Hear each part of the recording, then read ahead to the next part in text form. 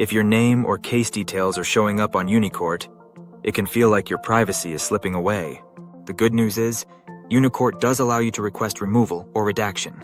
In this video, we'll walk you through how it works, what documents you might need, and how to keep that information off Google for good. Let's jump in. First, head over to UniCourt's website and search for your name or case details. Scroll down and click, "Why is this public record being published online?" This takes you to the UniCourt redaction request page. We've included a link to the redaction request page in the description of this video as well. Complete the form with your name, email, and the URL of the record. Provide a brief explanation of why you're requesting redaction and include any relevant documents if it has been sealed or expunged. If you uploaded documents showing the case was sealed or expunged, they will remove it from their site entirely. If you don't have those documents, they will typically add a no-index tag to the page which will block it from appearing in search results.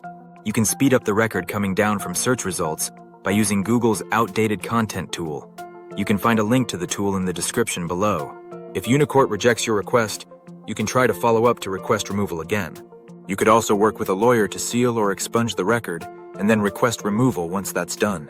If your record isn't eligible to be sealed or expunged, you could also try to suppress the record in search results or work with a reputation management company for support. Our team at Guaranteed Removals removed over 1,300 harmful court records for our clients in 2024 alone. If you need help removing or suppressing court records from UniCourt, click the link in the description and get started today.